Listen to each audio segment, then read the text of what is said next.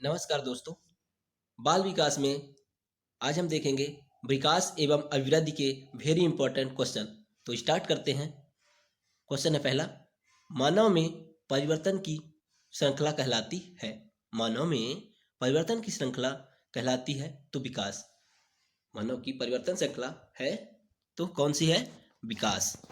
अगला है, व्यक्ति के जीवन में एक निश्चित समय में परिवर्तन को क्या कहते हैं?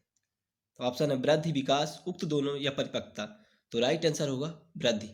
एक निश्चित अवस्था या निश्चित समय में क्या होती है? वृद्धि। आप देख सकते हैं कि बाल्यावस्था और शैशवावस्था में लगातार ऐसे बालक बढ़ता रहता है। अगला है, जीवन पर्यंत चलने वाली क्रमिक और प्रगतिशील श्रृंखला को क्या कहते हैं? तो विकास। विकास एक ऐसी प्रक्रिया है या श्रृंखला है जो जीवन पर्यंत चलती रहती है। अगला है, विकास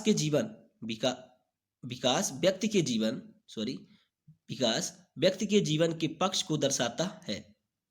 कौन कौन सी? शारीरिक, कार्यात्मक, संरचनात्मक, आ या बा। तो राइट आंसर होगा आ व बा। तो शारीरिक और कार्यात्मक। विकास व्यक्ति के जीवन के शारीरिक और कार्यात्मक पक्ष को दर्शाता है। अगला है, विकास का सिद्धांत नहीं है तो विकास सामाजिक प्रक्रिया नहीं है। विकास का सिद्धांत कौन सा नहीं है? तो विकास सामाजिक प्रक्रिया है। अगला है, वंशानुक्रम कौन निर्धारित करता है? तो जीन। आपके शरीर में जो जीन पाए जाते हैं वो वंशानुक्रम को निर्धारित करते हैं। अगला है, पैतृक गुणों के निर्धारक हैं। तो ये भी आपके शरीर में पाए जाने वाले जीन पे निर्भर करता है। अगला है, बीजकोष की निरंतरता का नियम किसने प्रतिपादित किया? तो राइट आंसर होगा बिजमैन। किसने किया? उनके नाम पे ही है। बिजमैन ने बीजकोष की निरंतरता का नियम का प्रतिपादित किया। अगला है,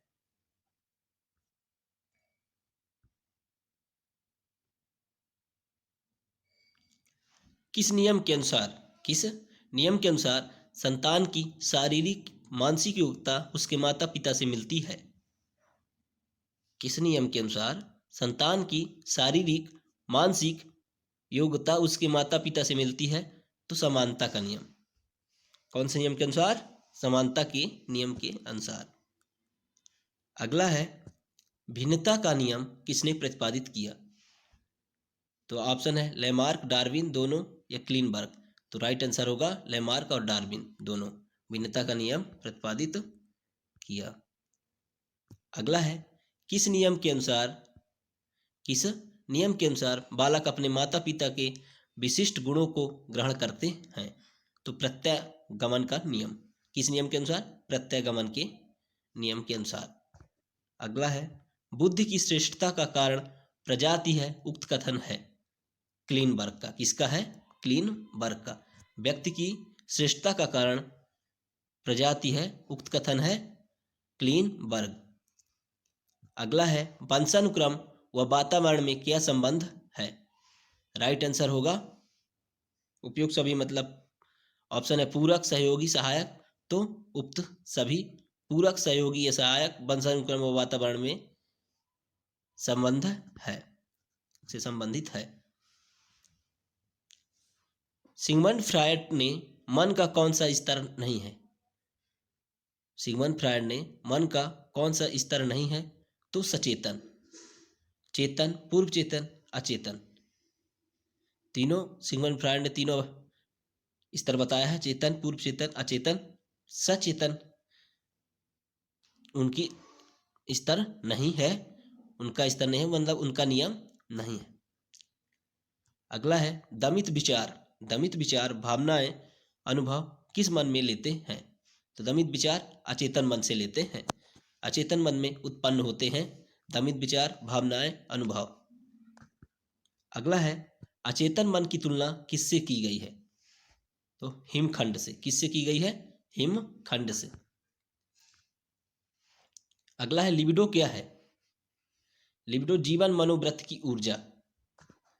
लिबिडो है जीवन मनोव्रत की ऊर्जा। अगला है किस समस्या का वास्तविक समाधान नहीं होना क्या है? किस समस्या का वास्तविक समाधान नहीं होना क्या है? तो भग्नाशा है। क्या है? भग्नाशा। अगला है मनोविश्लेषण सिद्धांत के जनक किसे कहा जाता है? तो फ्रायड जी को कहा जाता है। मनोविश्लेषण सिद्धांत के जनक फ्रायड जी को कहा जाता है। अगला है बालक के विकास की प्रथम अवस्था कौन सी है? बालक के विकास की प्रथम अवस्था कौन सी है? तो मुखीय अवस्था। कौन सी अवस्था? मुखीय अवस्था। अगला है उत्तर लैंगिक अवस्था की अवधि कब तक है? 4 से 8, 3 से 5, 18 वर्ष या 25 वर्ष? तो राइट आंसर होगा 3 से 5 वर्ष। उत्तर लैंगिक अवस्था की अवधि 3 से 5 वर्ष की होती है, यह मानी गई है। अगला है मनोसामाजिक सिद्धांत का प्रतिपादन किसने किया? तो एरिक एरिक्सन ने किया। किसने किया? Erik Erikson. अगला है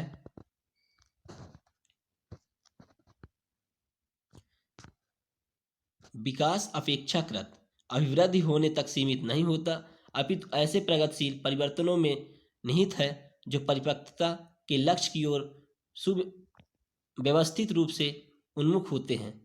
विकास की यह परिभाषा किसने दी? किसने दी? ईबी हरलॉक ने। विकास अपेक्षाकृत अभिवृद्धि होने तक सीमित नहीं होता, अपितु ऐसे प्रगतिशील परिवर्तनों में निहित है जो परिपक्वता के लक्ष्य की ओर व्यवस्थित रूप से उन्मुख होते हैं। यह विकास की परिभाषा किसने दी? तो ईबी हरलॉक ने। किसने दिया? ईबी हरलॉक ने।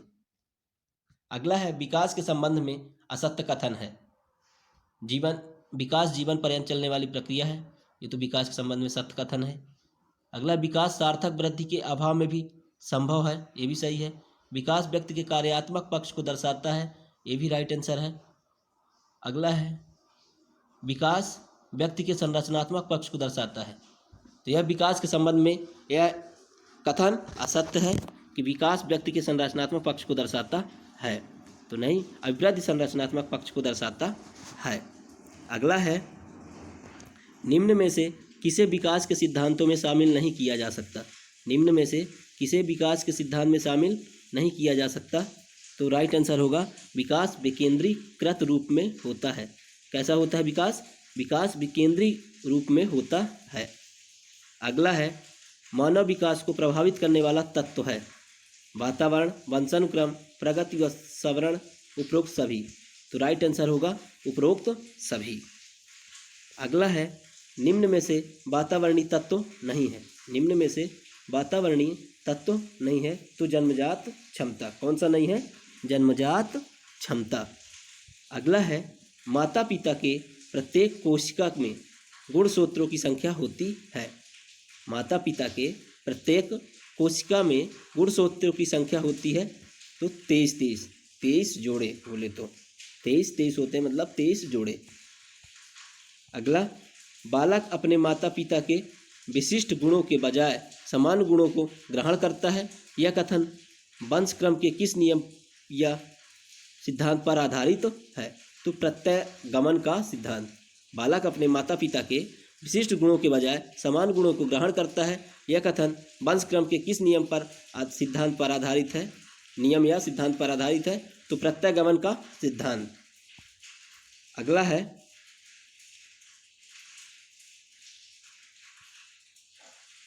मनोविश्लेषण सिद्धांत के जनक हैं। किसके? मनोविश्लेषण सिद्धांत के जनक हैं एरिक एरिक्सन, सिगमंड फ्रायड, व दोनों या व दोनों ही नहीं। तो राइट आंसर होगा सिगमंड फ्रायड। मनोविश्लेषण के सिद्धांत के जनक हैं सिगमंड फ्रायड। थैंक यू दोस्तों, फिर मिलेंगे अगली वीडियो में ऐसे ही इंपॉर्टेंट फैक्ट के साथ। जय हिंद।